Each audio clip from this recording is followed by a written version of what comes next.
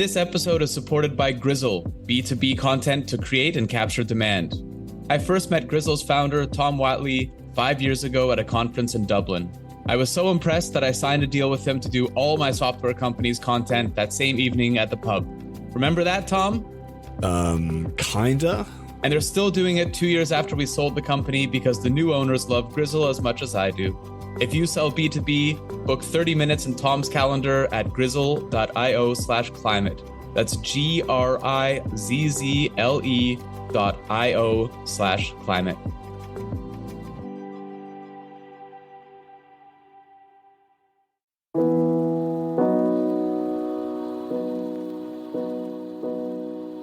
Welcome to another Climate Tech podcast, conversations with the people trying to save us from ourselves. Did you know that there's a whole community out there that collects, trades, buys, and sells tree seeds? I didn't, so it was really interesting to talk to Blaine Pearson, who's just launched an app called Squiirrel, spelled with 2 I's, exactly for these folks. We talked about why native trees are crucial to maintaining biodiversity, last summer's wildfires in Canada, and the world's most important seed vault. I reached Blaine in her hometown, and mine for that matter, Toronto. I'm Ryan Grant Little. Thanks for being here. Blaine, welcome to the podcast. Thank you. Thanks so much for having me. I'm excited to be here.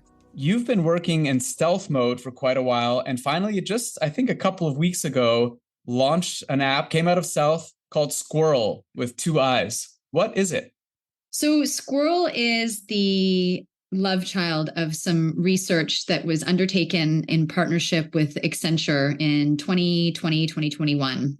Around that time, I had begun collecting seeds and I became a seed collector here in Ontario in Canada, and got really curious about sort of what was happening in the tree seed supply, because I was delivering these seeds to nurseries and getting a lot of feedback and sort of excitement from them about certain seeds and certain species. And I decided that there was something that, was clearly happening that required a little bit more investigation. So entered into this research with Accenture, did a national study about the availability and the supply of native tree seed, and discovered a lot of really, really interesting things, some core bottlenecks in the supply chain that were really limiting the ability for nurseries specifically to get enough tree seed into production to meet the demands of reforestation and restoration ecology.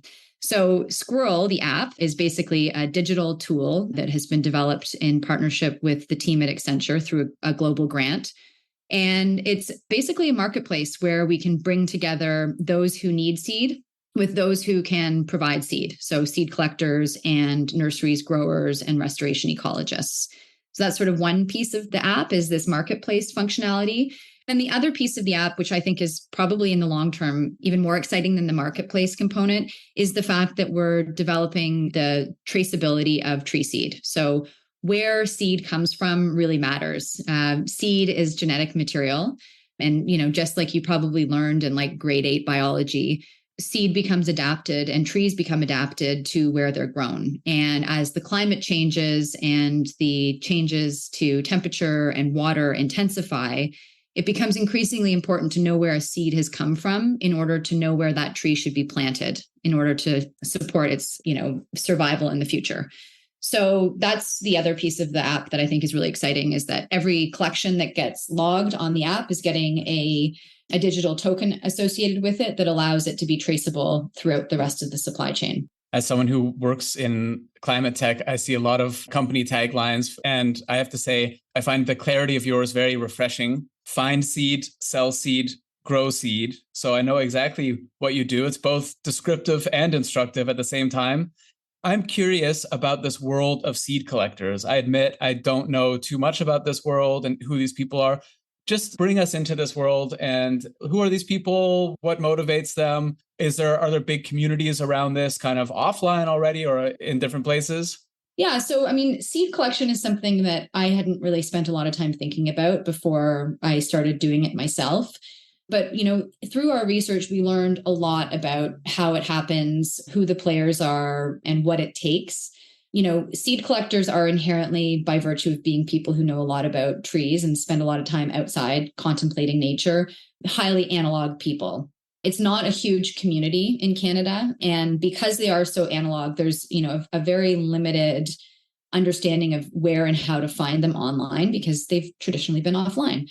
So, these are people who have got an extraordinary amount of intelligence and information and knowledge about trees and about their life cycle, and can look at a tree, not only identify it, but then can also forecast what seeds are going to be coming off of it and when, and then have the foresight and the organization to go back to that tree when it is harvestable, to collect the seeds and then take those seeds home or to a centralized spot, clean and process them, and then put them into production. So there's a huge amount of information that these people have. And one of the things we learned through our research was that a lot of these folks are not seeing sort of a generation coming up behind them that is interested in picking up the mantle and learning the skills.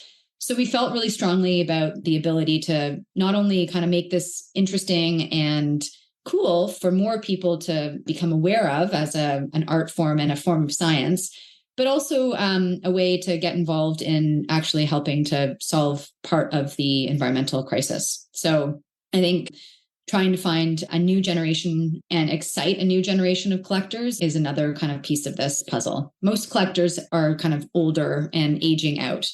It's not a highly lucrative profession. Most people who do it also have other jobs. It takes a lot of time. As I described, there are a number of different stages, and you've got to kind of be on it for, a large part of the year. And then the other kind of big hardship for these people is that it's hard to find the contracts. It's so locally based. Trying to connect with and see the demand for seed is really hard. And that's one of the things that we've tried to remove with the development of this marketplace, really pushing forward and allowing for demand signals to be visible to collectors much sooner helps evolve the supply chain in a more efficient fashion. Do you see this as a movement? Because you've got a background both in marketing and tech for good through an agency called Dash that you run. You've done a lot of work in growing kind of community and awareness around the cannabis industry in Canada as well. So I wonder, are you taking kind of those same skills to amplify the seed grower and the seed collector market as well? Absolutely. Yeah. No, absolutely. This is about building movement because I think, as I described, there is certainly there's a need for a lot more seed to be coming into the market. And I can talk to that a little bit more. But a lot more seed is going to take a lot more people participating. And as I mentioned, there's a lot you need to know in order to collect seeds. So I think one of the things we're seeing in the digital space is the development and the enjoyment and exploration of nature through digital tools, apps like iNaturalist and Seek that are allowing people to get out into the natural world and connect with nature through learning. I think that, Squirrel is really an extension of that. We are trying to find a positive way through which we can enable people with information and tools to allow them to participate in being a part of the solution, collecting seeds and specifically native seeds and getting them into the hands of the people who can use them, growers and restoration ecologists, is a very realistic and tangible way that people can get involved in helping to solve part of this climate crisis.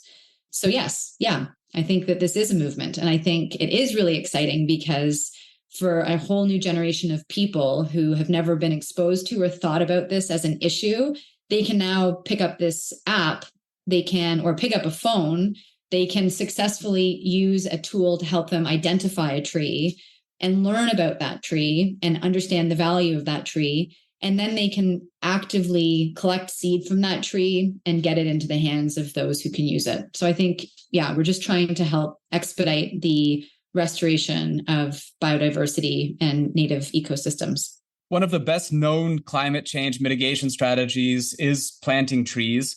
And I wonder if you could just paint that picture in terms of some numbers and how this approach kind of stacks up. Is this still the gold standard now with some kind of more high-tech approaches to climate change mitigation? Is this still kind of one of the best ways to mitigate climate change? I think it's a really interesting question. And I think it's a really complicated question. And I don't want to overcomplicate it by giving you a too roundabout answer. But I think there are a lot of exciting things happening when it comes to sequestration of carbon. I think, a lot of people have heard of direct air capture and also known as DACs.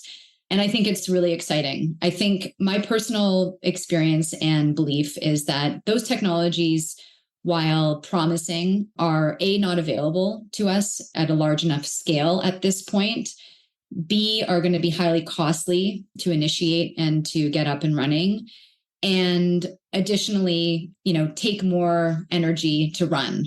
I think when we look at reforestation and restoration using trees, the most promising thing about them is that they are entirely renewable and they are entirely available to us right now.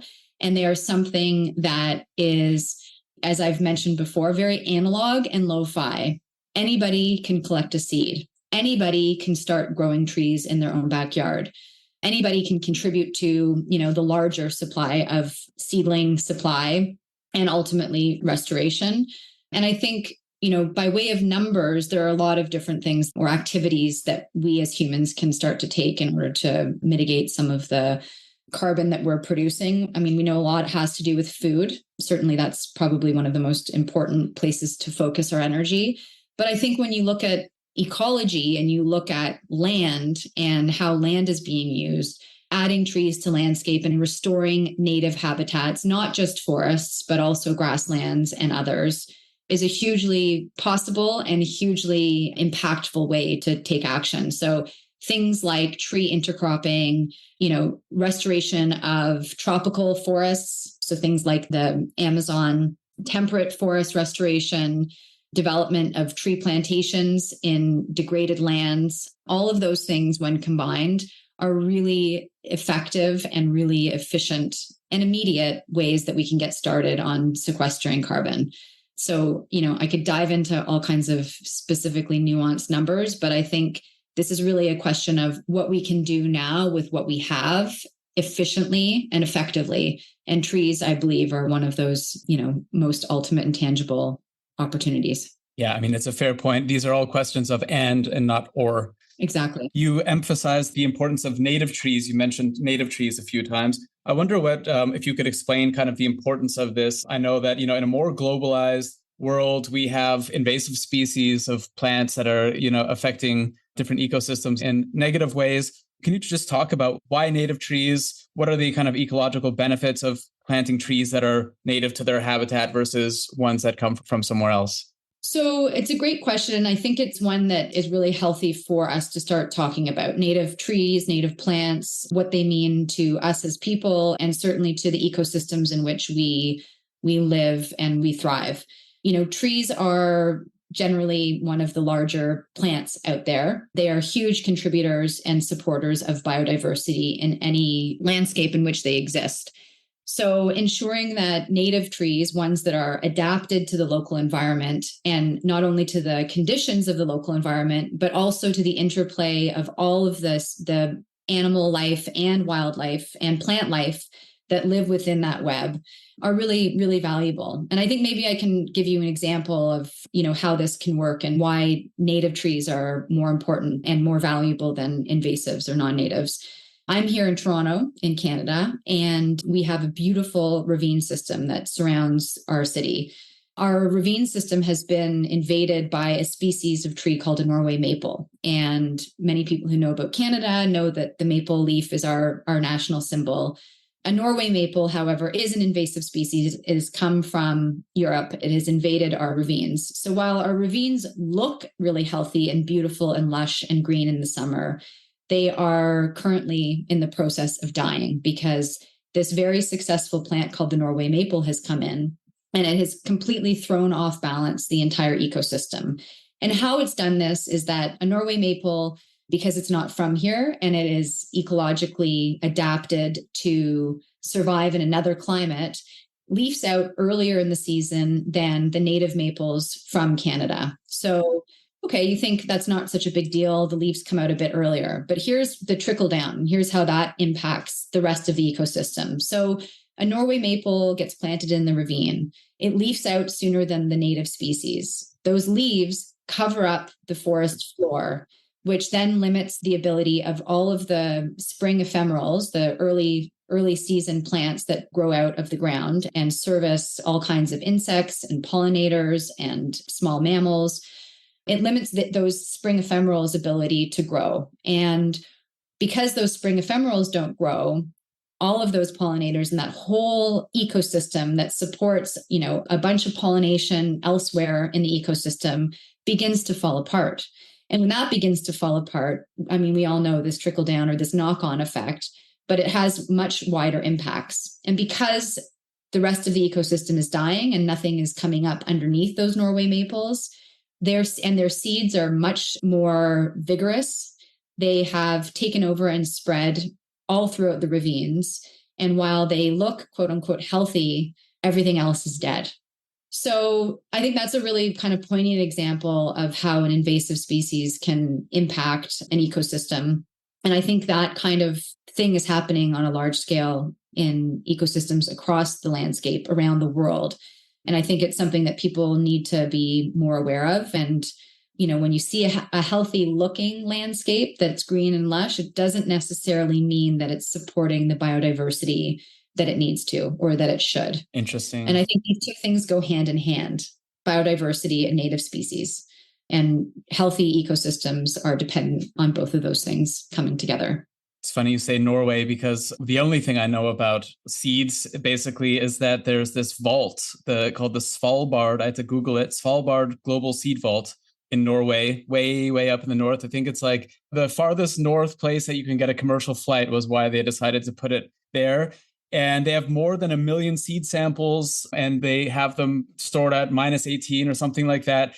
The goal is to keep them from extinction, basically. So preserving biodiversity in a vault. And, I think we think a lot about animal species when we think of extinction, but maybe less so about tree species. How vulnerable are tree species to extinction? It's a really good question, because I think as we know, and as I've just discussed, like all of these pieces of the biodiversity puzzle fit together. So certainly, yes, animal species are connected to tree species. And as we're seeing a collapse in biodiversity, and particularly for animals and insects and pollinators, we're also seeing that similar collapse in tree species. So globally, 1/3 of tree species are marked at risk. So 33% of the species of trees on Earth are at risk.